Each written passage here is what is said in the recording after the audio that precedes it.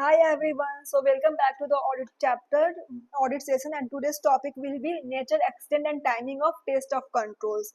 So let's go through it. What's exactly all these are, and what's its relevance in audit. So nature and extent of the test of the controls. In designing and performing the test of the controls, while test of controls are designed and performed, the auditor should perform the four procedures: the performance, inspection, inquiry, and observation, to obtain the audit evidence about the operating effectiveness of internal control, including how the controls were applied at the relevant times during the audit procedures, the consistency with which they were applied, by whom and by what means they were applied, including when applicable. Auditors should determine whether controls to be tested depend upon other controls or they are independent of each other, and if they are dependent, whether it is necessary to obtain audit evidence supporting the operating effectiveness of those dependent controls also. So here example can be when auditor decides the test of effectiveness of the user review of exception reports detailing the sales in excess of authorized client limits. So direct control will be here user review and related follow-ups, but indirect control which can be related to that is control over accuracy of the information in the reports, like IT controls. So these are the controls which are directly or indirectly related to some other controls as well, and auditor should be aware of that and inspect that as well, gain confidence on that as well. Also, due to the inherent consistency of IT processing, auditor may be needed to increase the extent. So because of IT processing or any applications, anything, auditor may need to increase the extent of the testing the automated controls, which is expected to function consistently unless the program is changed. So any IT circumstances may happen due to which auditor need to change their audit, change the test of the controls. So once the auditor determines that automated control is functioning as intended, the auditor may consider performing tests to determine the control continues to the function. Such test might include no changes to the programs are made or authorized version of the program is used. These are the examples. But nature and extent of test of controls are defined by the type of the control, the extent of effectiveness and ineffectiveness in that, the observation, the or test of the control procedures that they are all are being performed. So all this plays an important role in identifying the nature and extent of test of controls. After that comes the timing of test of the controls. So using audit evidence obtained during the interim period, auditor can use the audit evidence used in the interim period also. So that will impact the timing. The timing of the test of the control might decrease because interim audit has already been done. In case interim audit is not done, then full year review audit should be done. So timing changes as per these circumstances.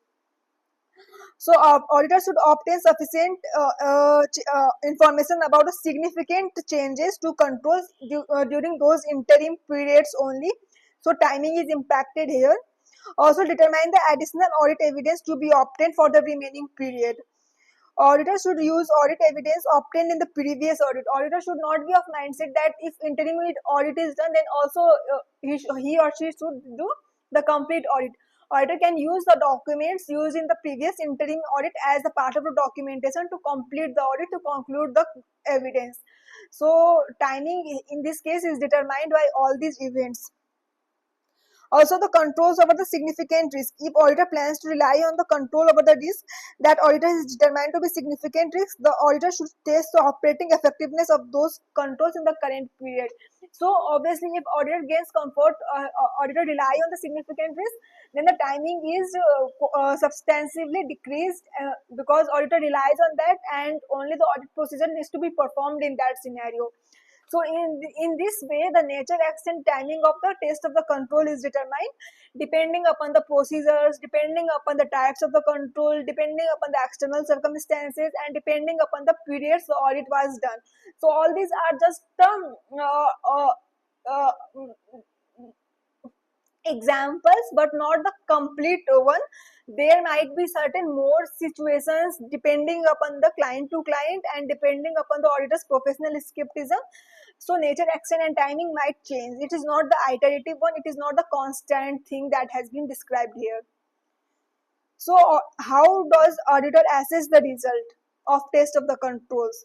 If internal control operating is as expected, like in a good condition, auditor may need not to modify the nature, extent, and timing of the substantive test. Like we are expecting that a test of there will be no any such evidence found in the test of the controls and everything are operating effectively, then the nature anity of the substantive test will not be modified and it will remain as it was determined in the planning phase. But if the results of the internal control are not expected, then auditor need to modify the timing of anity of substantive procedures, because auditor need to perform more diligently and more work need to be done in the substantive test to gain the comfort before signing the accounts. uh, Substantive procedure we will cover in detail in next chapters, but to give you the overall background, a basic one. So, substantive procedure is designed to detect the material misstatement at the relevant assertions level, not at a financial level at a whole, but at all the assertions level. Auditor may perform both test of the controls and substantive analytical procedures, again depending upon the effectiveness of the internal control. Auditor should understand the nature, extent, and timing of the substantive auditor control. Auditor should auditor should include all the management assertions while auditing the substantive test of the controls. So this was all about the annuity, nature, extent, timing of the test of the controls and how it impacts the substantive test, how it impacts the further audit procedures. I hope you all understood this, and let me know if you have any query.